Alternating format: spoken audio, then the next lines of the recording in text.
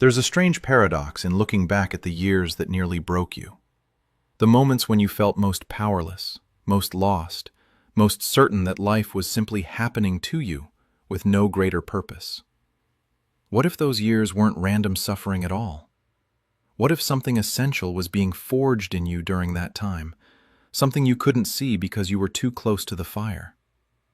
This isn't about finding silver linings or pretending pain has a purpose we can neatly package. It's about understanding what actually happens in the depths of your psyche during prolonged crisis. Because there's a pattern here, one that philosophers and psychologists have traced across centuries of human experience. And once you recognize it, the architecture of your own transformation becomes visible. We'll explore how the darkest phases of life operate like an alchemical process, how your intuition sharpens through necessity, and why the power you carry now could only have been built in that specific crucible. This isn't motivational thinking. It's the map of a journey you've already taken, even if you didn't know where it was leading. The question no one asks is this: why do we call them our hardest years when something vital was actually being constructed beneath our conscious awareness? You felt stuck, stagnant, maybe even like you were regressing while everyone else moved forward. But that sensation of being frozen in place is incompatible with what was actually occurring in the structural layers of your consciousness. During those years, while your external life seemed to crumble or stall, your internal architecture was undergoing a complete renovation. Not the kind you choose, the kind that happens when the foundation cracks and everything built on false assumptions has to come down. You weren't stuck. You were in demolition mode, though you didn't have the blueprint to understand it yet. Think about how you moved through the world back then. Every interaction felt heavier. You were reading rooms differently, picking up on subtle shifts in energy that you'd previously walked right past. That wasn't paranoia developing. It was your nervous system learning a new language out of sheer necessity. When you have to anticipate rejection, when you need to sense danger before it arrives, your perception calibrates itself at a depth most people never access. This is what survival does. It doesn't make you weaker. It makes you fluent in nuances that others experience as background noise. You started noticing micro-expressions, the slight tightening around someone's eyes when they smiled but didn't mean it. You felt the shift in a conversation before words caught up to the emotional undercurrent. This wasn't a skill you studied. It was neurons rewiring themselves because your environment demanded it. And here's what makes this process so disorienting. It happens in parallel to your suffering. You're not aware that you're developing a kind of emotional literacy that will become one of your greatest tools. You just feel exhausted, raw, like you're barely keeping your head above water. But beneath that conscious struggle, something is sharpening. There's an old alchemical concept that the philosophers used to describe transformation. They called the first stage nigredo, the blackening. It's the phase of putrefaction, where everything rots down to its essential components. It sounds grim because it is. But what they understood is that you can't refine gold without first burning away everything that isn't gold. Your difficult years were your nigredo. All the false versions of yourself, the personas you built to please others, the ambitions that weren't really yours, the relationships held together by obligation rather than genuine connection.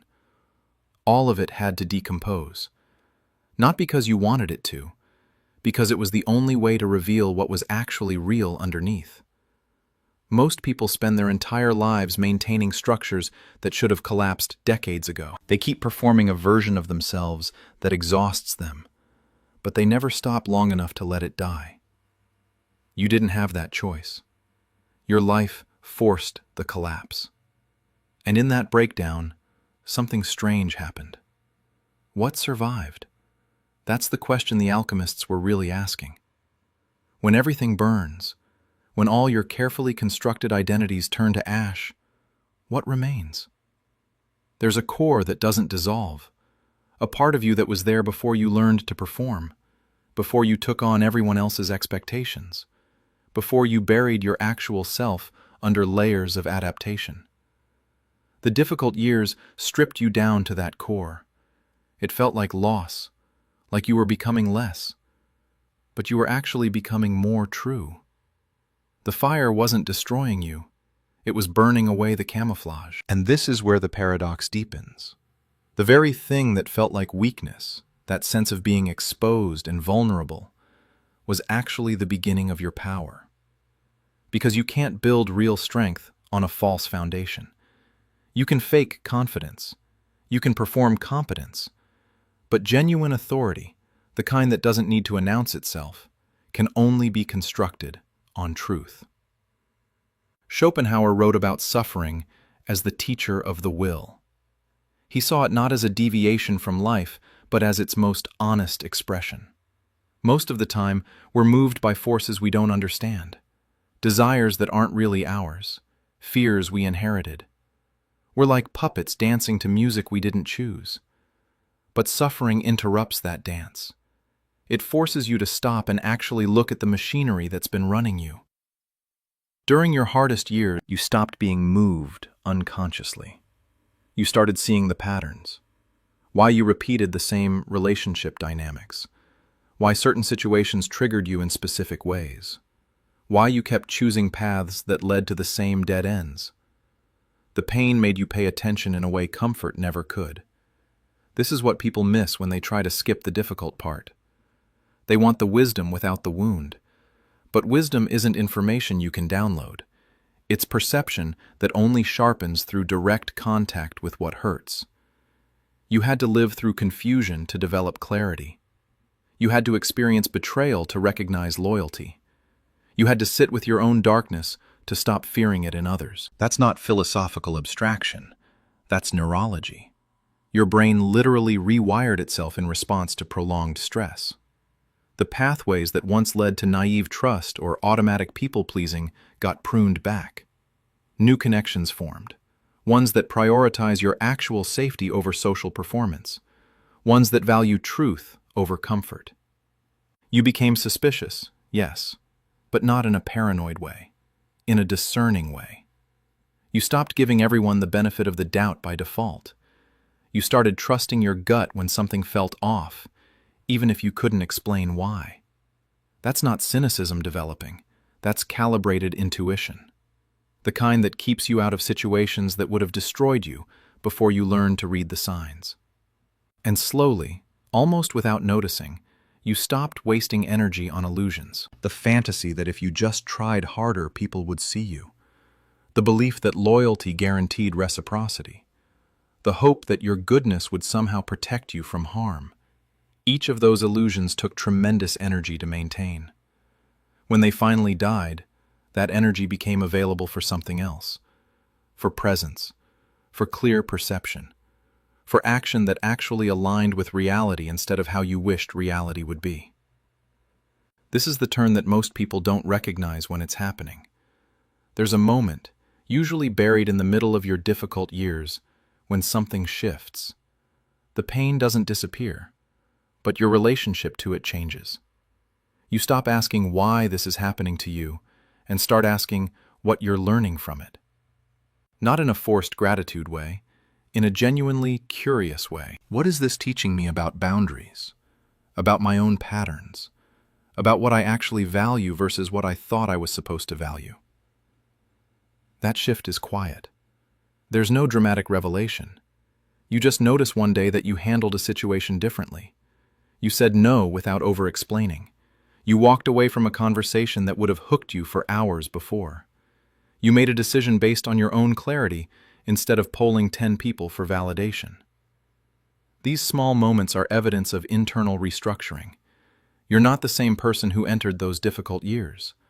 The foundation has been rebuilt. And now, finally, you can start to see what's being constructed on top of it.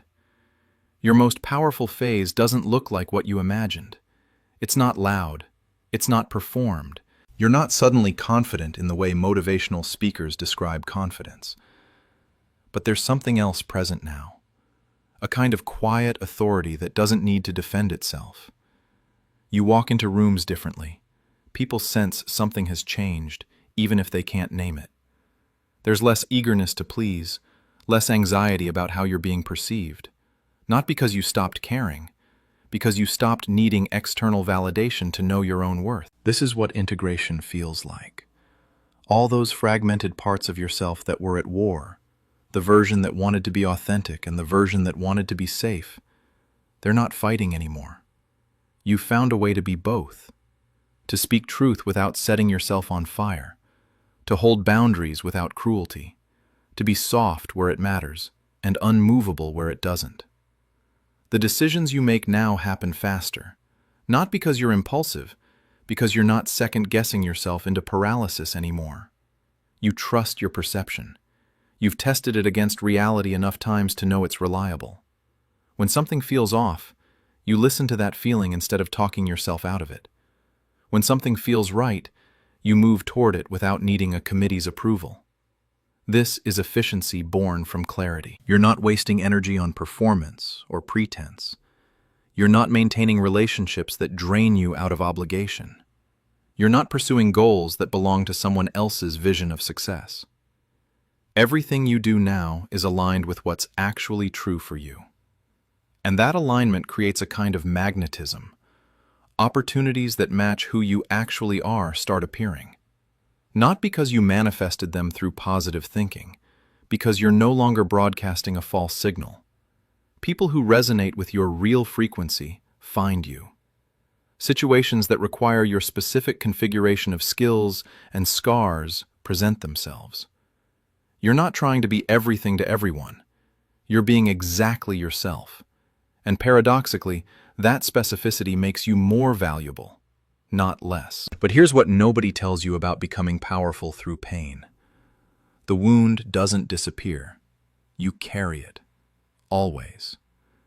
That part of you that was broken open during those difficult years, it healed, but it left a mark. And that mark is actually your greatest tool. There's a figure from Greek mythology, Chiron, the centaur. He was wounded by a poison arrow, and because he was immortal, the wound never fully healed. He lived with chronic pain. But that very pain made him the greatest healer in mythology. He understood suffering from the inside. He could meet others in their pain without flinching, without trying to fix them prematurely, without offering hollow comfort. You're the wounded healer now. You can sit with someone's darkness because you know your own. You can hear what they're not saying because you recognize the language of hidden pain. You don't rush to solutions or try to silver line their struggle. You just witness it. And that witnessing, that capacity to be present with suffering without needing to change it immediately, is profoundly powerful. People feel it when they talk to you. There's a weight to your words that doesn't come from degrees or credentials. It comes from experience, from the authority of someone who has walked through fire and knows the territory. You speak about pain, loss, and reconstruction with a directness that cuts through all the spiritual bypassing and toxic positivity. And others recognize that truth. They feel permission to stop performing their own recovery and just be honest about how hard it actually is. This is influence that doesn't require a platform. It's not about followers or visibility. It's about the quality of presence you bring to every interaction. The people whose lives you touch might not even be able to articulate what shifted. They just know that after talking to you, something felt clearer, more possible. Not because you told them what to do, because you reminded them, through your very existence, that surviving the unsurvivable is real. And here's the strange gift of that wound that never fully closes. You don't need to pretend you've arrived at some final destination of healing. You're not selling completeness. You're modeling integration. The ability to function, to create, to connect deeply while still carrying your scars. That's the message most people actually need. Not that they'll be fixed someday, but that they can be whole even while broken. That power doesn't require perfection. Understanding the psyche means recognizing how opposing forces can coexist without destroying each other. To be both wounded and wise, both vulnerable and strong, both aware of life's brutality and still committed to its beauty. Most people can't sustain that paradox. They split. They choose cynicism or naive optimism. But you've developed the capacity to live in the tension. That's what your difficult years gave you. Not the absence of pain, but the structure to contain it without being destroyed by it. You feel the grief and still show up for your life. You recognize the darkness in others and don't try to fix or flee from it. You know how badly things can hurt, and you choose connection anyway. That's not blind optimism, that's wisdom. And with that wisdom comes a strange kind of freedom. You're not reacting from old wounds anymore. When someone criticizes you, you can evaluate whether it's true without your entire sense of self shattering. When someone rejects you, it stings, but it doesn't confirm your deepest fear that you're fundamentally unlovable. When things fall apart, you don't interpret it as evidence that you're cursed. You've separated your worth from your circumstances. That's the real power. Not that bad things stop happening, but that when they do, you don't take them as cosmic judgment. You just deal with what's in front of you with as much clarity and grace as you can muster. And then you keep moving. There's a concept in Eastern philosophy called Wu Wei, often translated as effortless action. It's not about being passive, it's about moving with the current of reality, rather than constantly swimming against it. During your difficult years, you learned where the current actually flows. You stopped exhausting yourself trying to make water run uphill. You see it in how you approach problems now. There's less forcing, less desperate scrambling. When you encounter resistance, you pause and assess whether you're pushing against something that genuinely needs to move, or whether you're fighting reality itself. That discernment saves enormous amounts of energy. The people who never went through what you did don't have this. They're still convinced that if they just try hard enough, reality will bend to their will. They burn themselves out on battles that can't be won, on relationships that can't be saved, on versions of success that don't align with who they actually are. You already learned that lesson. The hard way. And now you can recognize when to push and when to flow, when to fight and when to surrender. Not surrender as defeat, surrender as alignment with what is. This is sophisticated wisdom that only emerges from directly experiencing the futility of constant resistance. This detachment isn't cold, it's clean. You care deeply about people and projects, but you're not attaching your identity to outcomes you can't control. You can invest fully in something and also know when it's time to let it go. That's maturity. The ability to release what's finished without bitterness. To recognize that every phase of life has its season, and clinging to what's already composting doesn't honor what was or make space for what's coming.